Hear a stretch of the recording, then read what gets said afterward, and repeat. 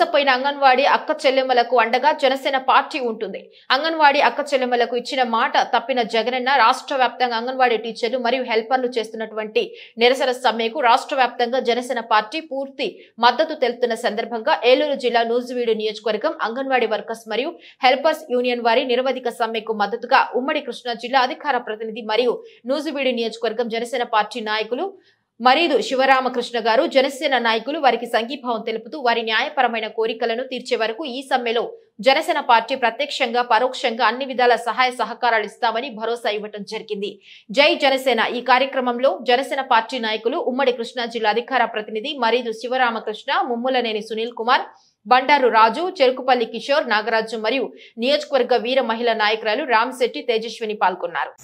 Anganwadi workers సమస్యలు పరిష్కారం చేయాలని చెప్పి గత 3 రోజులుగా మీరు నిరవధిక ధర్నా కార్యక్రమం నిర్వహిస్తూ ఉన్నారు.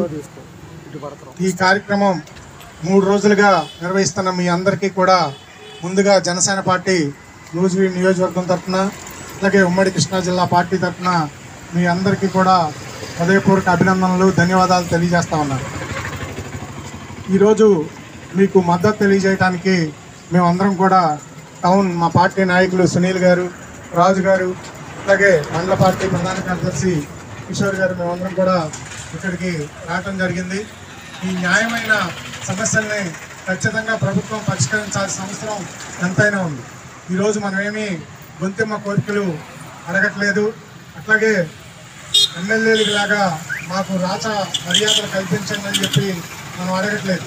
ఈరోజు మనకి ఇవ్వాల్సిన మన పనికి మనం ఏదైతే పని చేస్తున్నామో ఆ పనికి ఇవ్వాల్సినటువంటి వేతనం ఈరోజు సుప్రీంకోర్టు చెప్పిన దానికి అనుగుణంగా 26,000 కనీస వేతనం ఇవ్వాలని చెప్పి ఈరోజు మనం అడుగుతూ ఉన్నాం. అలాగే తెలంగాణ కన్నా కూడా మాకు ఎక్కువ పని ఉంది కాబట్టి తెలంగాణ కంటే 1000 రూపాయలు అదనంగా పెంచి ఈరోజు మనం చేతు వేతనం ఇవ్వాలని చెప్పి అడుగుతూ ఉన్నాం. ఈరోజు మనం పనిచేస్తున్న సమయంలో అనారోగ్యానికి గురైతే ఈరోజు హెల్త్ సమస్యలు మహిళలకి ఎక్కువ వస్తూ ఉంటాయి. అలాంటి అనారోగ్యానికి గురైనప్పుడు మనం సెలవు పెడితే ఈరోజు మనకి వేతనం కట్ అవుతూ ఉంది. కాబట్టి వేతనం కట్ అవ్వకుండా ఈరోజు మనకి మెడికల్ లీవ్ ఇవ్వాలని చెప్పి ఈరోజు మనం అడుగుతూ ఉన్నాం. అలాగే మనకి ఏవైతే సెంటర్లు ఉన్నాయో ఆ సెంటర్లకి ఈరోజు అద్దెలు ఏవైతే బకాయిలు ఉన్నాయో ఆ బకాయిలు రిలీజ్ చేయని పరిస్థితిని మనం చూస్తూ ఉన్నాం. నాణ్యమైన సరుకులు ఈరోజు ఇవ్వని పరిస్థితిని చూస్తూ ఉన్నాం. వీళ్ళంతా కూడా బయట చూసే వాళ్ళకి ఎట్లా ఉందంటే కేవలం మనం జీతాల కోసం మాత్రమే పనిచేస్తామని చెప్పి ఈరోజు పోరాడతామని చెప్పి అనుకుంటున్నారు. కానీ ఈరోజు నాణ్యమైన సరుకులు ఇస్తే లబ్ధి చేకూరేది ఎవరికమ్మా లబ్ధి చేకూరేది? ప్రజలకే కదా. ఎవరైతే మన అంగన్వాడీ సెంటర్లకు వచ్చి అక్కడ మనం పెట్టింది ఈరోజు తింటా ఉన్నారో వాళ్ళకి నాణ్యమైన ఫుడ్ వెళ్తే వాళ్ళు ఆరోగ్యంగా ఉంటారు, వాళ్ళకి మేలు జరిగింది. అట్లాగే ఈరోజు మనం పెద్ద ఎత్తున ఈరోజు ఉద్యమిస్తూ ఉంటే వైఎస్ఆర్సీపీ ఎమ్మెల్యేలు కానీ లేకపోతే ఎంపీపీలు కానీ జడ్పీటీసీలు కానీ కౌన్సిలర్లు కానీ ఎవరో కూడా ఈరోజు మన పోరాటం చేసుకున్నటువంటి శిబిరాల దగ్గరికి వచ్చి ఈరోజు మనకి సంఘీభావం తెలియజే పరిస్థితులు మనం చూస్తూ ఉన్నాం. ఈరోజు గతంలో మనం గత ప్రభుత్వం ఉండగా పోరాటం చేస్తే ఎక్కడ ధర్నా చేస్తే అక్కడికి వచ్చి అంగన్వాడీ సమస్యలకి మా ప్రభుత్వం వచ్చాక మేము పరిష్కారం చేస్తామని చెప్పి వైఎస్ఆర్సీపీ నాయకులు హామీలు ఇచ్చారు. మనకి ఎమ్మెల్యే గారు కూడా హామీలు ఇచ్చారు. కానీ ఈరోజు ఎమ్మెల్యే మనకి ఎంత దూరంలో ఉన్నాడమ్మ, ఇక్కడికి ఎంత దూరంలో ఉన్నాడు? ఇంకా 2 కిలోమీటర్ల దూరంలో కూడా లేడు. ఇక్కడి నుంచి మనం గట్టిగా పిలిస్తే ఎమ్మెల్యే కోటలోకి వినపడింది. కానీ ఈరోజు 3 రోజులుగా నూజివీడు అనేక ప్రాంతాల నుంచి మహిళలు వచ్చి నూజివీడు నడిబొట్టులో కూర్చొని ఈ ధర్నా కార్యక్రమం చేస్తుంటే ఎమ్మెల్యే ఈరోజు కోటలో కూర్చొని ఏం చేస్తున్నాడు? గుడ్డి గుర్రాల పళ్ళు తోవే కార్యక్రమం చేస్తున్నాడు. మన సమస్యలు ఈరోజు వినే పరిస్థితి ఉందా? లేదు. వైఎస్ఆర్సీపీ విబ్రవేషన్ తెలుసా మీ అందరికీ? యువజన శ్రామిక రైతు పార్టీ.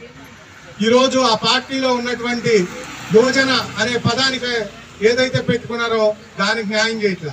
శ్రామిక అనే పదం ఏదైతే పెట్టుకున్నారో దానికి న్యాయం చేయట్లా. రైతు అనే పదం ఏదైతే పెట్టుకున్నారో రైతులకి లబ్ధి చేకూర్చిన పరిస్థితిని మనం చూస్తా ఉన్నాం. ఇప్పుడే నరసింహ చెప్పాడు, ఈరోజు మన కుటుంబాల్లో పిల్లలందరూ కూడా చదువుకుంటా ఉన్నారు. వాళ్ళందరికీ జగన్మోహన్ రెడ్డి పాదయాత్ర చేశాడు కదా.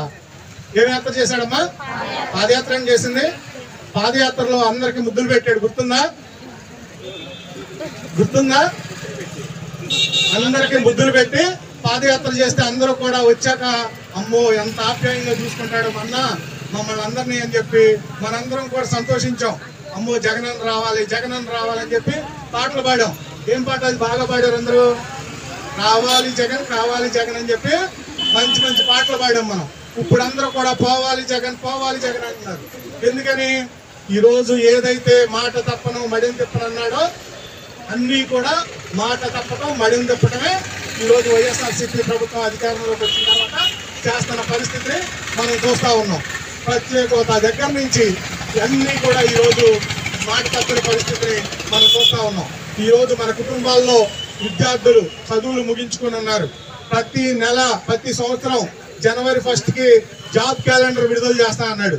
ఒక్క సంవత్సరమైన అధికారంలోకి వచ్చిన తర్వాత జాబ్ క్యాలెండర్ విడుదల చేయడం మీరు చూసారమ్మా. ఈరోజు డిఎస్సీలు బీఈడీలు చేసిన వాళ్ళకి టీచర్ పోస్టులు లేని పరిస్థితిని మనం చూస్తూ ఉన్నాం. అట్లాగే శ్రామికులు ఈరోజు ఇందాక మనవాళ్ళు చెప్పారు పెట్టుబడిదారుల మీద పోరాటం అని చెప్పి పెద్ద పెద్ద ఫ్లెక్స్లు కడుతున్నారు.